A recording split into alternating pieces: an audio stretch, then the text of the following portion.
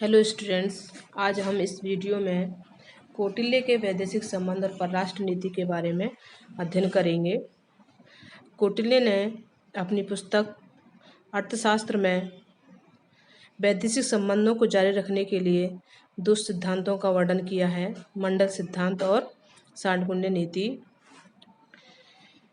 एक राजनीतिक विचारक के रूप में कौटिल्य का विशेष महत्व यह है कि उसने न केवल राज्य के आंतरिक प्रशासन के सिद्धांतों का वर्णन किया है, वरन उसने उन सिद्धांतों का भी उल्लेख किया है जिनके आधार पर एक राज्य द्वारा दूसरे राज्यों के साथ अपने संबंध निर्धारित किए जाने चाहिए।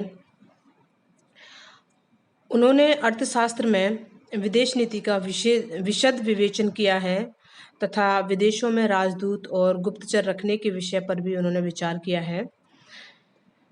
उन्होंने दूसरे राज्यों के साथ व्यवहार के संबंध में कौटिल्य ने दो सिद्धांतों का वर्णन किया है। पड़ोसी राज्यों के साथ संबंध स्थापित करने के लिए मंडल सिद्धांत और अन्य राज्यों के साथ व्यवहार निश्चित करने के लिए 6 लक्षणों वाली सांडकुंड नीति का यहाँ वर्णन किया है। अब है मंडल सिद्धांत। कौटिल्य ने अपने मंडल सिद्धांत में अनेक राज्यों के समूह या मंडल में विद्यमान राज्यों द्वारा एक दूसरे के प्रति व्यवहार में लाई जाने वाली नीति का वर्णन किया है। इस सिद्धांत में मंडल केंद्र ऐसा राजा होता है जो अपने पड़ोसी राज्यों को जीतकर अपने में मिलाने के लिए प्रयत्नशील है। कौटिल्य ने ऐसे राजा को विजिगीषु राजा अर्थात विजय की इच्छा रखने वाला राजा कहा है। उनकी मान्यता है कि एक राजा का पड़ोसी राज्य स्वाभाविक रूप से उसका शत्रु राज्य होता है। विजिगीषु राजा के राज्य की सीमा से लगा हुआ जो राज्य होगा वह अरि अर्थात शत्रु राज्य होता है। विजिगीषु के राज्य से अलग किंतु उसके पड़ोसी राज्य से मिला हुआ राज्य विजिगीषु का मित्र होता है और मित्र राज्य से मिला हुआ राज्य अरिमित्र होता है। कहने का आशय यह है कि अपने निकटतम पड़ोसी राज्य का राजा शत्रु, उसके आगे का मित्र और उससे आगे का अरिमित्र, इसी प्रकार से यह क्रम चलता रहता है। ये 5 राज्य तो विजिगीषु के सामने वाली या आगे वाली दिशा में होते हैं।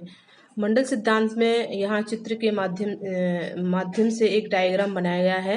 इस डायग्राम में आप देख सकते हैं कि बिल्कुल मध्य में विजिगीषु राजा, उसका जो पड़ोसी राज्य है वो अरि, उससे पड़ोसी राज्य जो है वो विजिगीषु का मित्र, और मित्र का जो पड़ोसी राज्य है वो अरिमित्र और उससे आगे का शत्रु। तो इस तरह से विजिगीषु राजा के आगे की दिशा वाले राज्य होते हैं। इसी तरह से विजिगीषु के पीठ पीछे के भी राज्य होते हैं। इसी प्रकार कुछ राज्य उससे पीछे की दिशा में होते हैं। विजिगीषु के पीछे पार्ष्णिग्रह अर्थात पीठ पीछे का शत्रु, आक्रांदा अर्थात पीठ पीछे का मित्र, पार्ष्णिग्रह सार अर्थात पार्ष्णिग्रह का मित्र और आक्रांदा सार अर्थात आक्रांदा सार का मित्र 4 राजा होते हैं। पार्ष्णिग्रह पड़ोसी होने के कारण ही विजिगीषु का शत्रु होता है। इन 10 प्रकार के राज्यों के अतिरिक्त 2 अन्य प्रकार के भी राज्य हैं, उदासीन तथा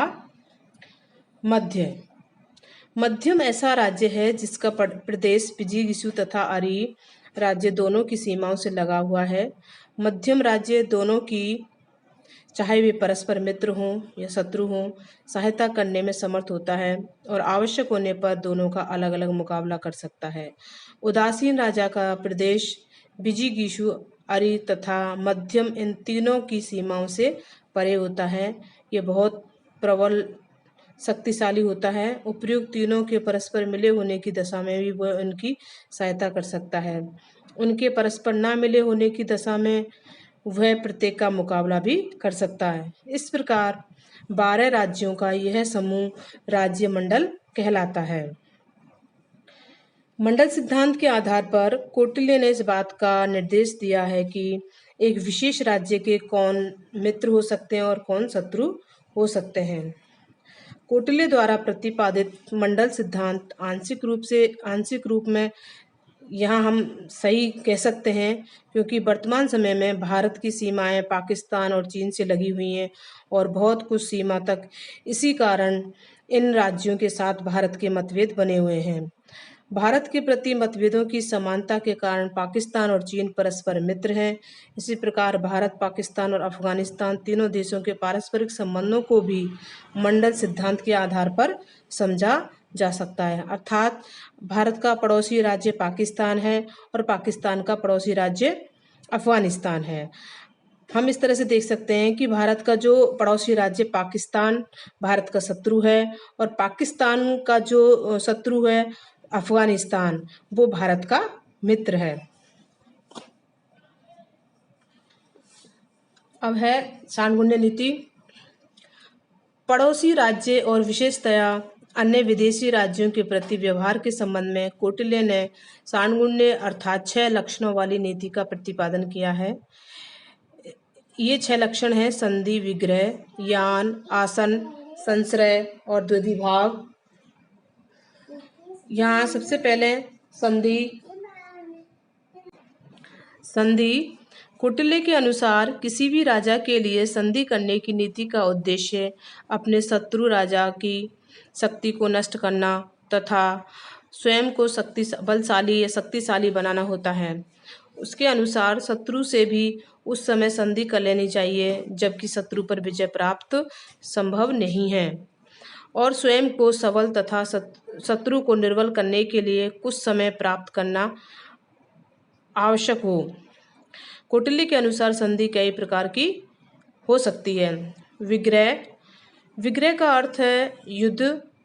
इस नीति का अनुसरण राजा को तभी करना चाहिए जब राजा शत्रु को निर्बल देखे, स्वयं उसकी युद्ध व्यवस्थाएं ठीक हो तथा वह अपनी शक्ति के बारे में पूर्णतया आश्वस्त हो। विग्रह नीति का अनुसरण करने के पूर्व राजा के द्वारा राज्य मंडल के मित्र राज्यों की सहायता प्राप्त कर लेने की भी व्यवस्था कर ली जानी चाहिए। थर्ड है यान। यान का अभिप्राय वास्तविक आक्रमण है। इस नीति को तभी अपनाया जाना चाहिए जबकि राजा अपनी स्थिति को सुदृढ़ देखे और ऐसा प्रतीत हो कि आक्रमण के मार्ग को अपनाए बिना शत्रु को वश में करना असंभव है। यहाँ विग्रह और यान में मात्र स्तर का ही भेद है। यान विग्रह से कुछ आगे है। हमने इससे पूर्व मनु के सांडगुण्य नीति में इसको विस्तार से समझा दिया गया है। आसन। जब विजिगीषु और शत्रु समान रूप से शक्तिशाली हो तो राजा के द्वारा आसन अर्थात तटस्थता की नीति अपनाई जानी चाहिए।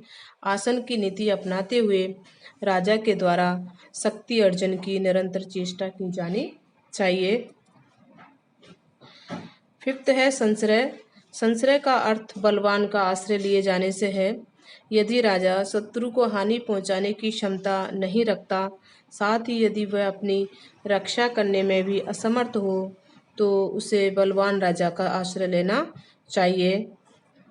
जिस राजा का आश्रय लिया जा रहा है वह शत्रु से अधिक बलशाली होना चाहिए। यदि इतना बलवान राजा ना मिले तो सबल शत्रु की शरण में ही चले जाना चाहिए, ऐसा कौटिल्य का मानना है। 6 है द्विभाव। द्विभाव की नीति से कौटिल्य के आशय एक राज्य के प्रति संधि और दूसरे राज्य के प्रति विग्रह की नीति को अपनाने से है। जब अपने उद्देश्य की पूर्ति के लिए एक राज्य से सहायता लेने और दूसरे राज्य से लड़ने की आवश्यकता हो तो द्विभाव नीति अपनाई जानी चाहिए। इस प्रकार कौटिल्य ने अपने वैदेशिक संबंधों में मंडल सिद्धांत और सांडगुण्य नीति के बारे में विस्तार से बताया है। इसके साथ ही कौटिल्य ने 4 प्रकार के उपायों को अपनाने के लिए भी कहा है: साम, दाम, दंड और भेद। इस प्रकार के 4 उपाय हैं जिनको जैसी आवश्यकता हो उसके आधार पर राजा को इनका प्रयोग करना चाहिए। साम, निर्बल राजा को समझा बुझाकर अथवा कुछ सहायता देकर के दान द्वारा उसको बस में किया जाना चाहिए। भेद का अर्थ है यहाँ पे फूट डालना। सबल शत्रु राजा जिसके विरुद्ध युद्ध में विजय नहीं प्राप्त की जा सकती के प्रति भेद नीति को अपनाया जाना चाहिए। और दंड, सबसे जो लास्ट में है वह है दंड। जब तीनों ही साम दाम और भेद के द्वारा अगर कार्य नहीं हो रहा है तो दंड अर्थात युद्ध को अपनाया जाना चाहिए। दंड के उपाय का अनुसरण तभी किया जाना चाहिए जबकि अन्य 3 उपाय सार्थक सिद्ध ना हो। दंड के उपाय को अंत में ही अपनाने का सुझाव इसलिए दिया गया है कि इस उपाय को अपनाने में स्वयं राजा को क्षति उठानी होती है।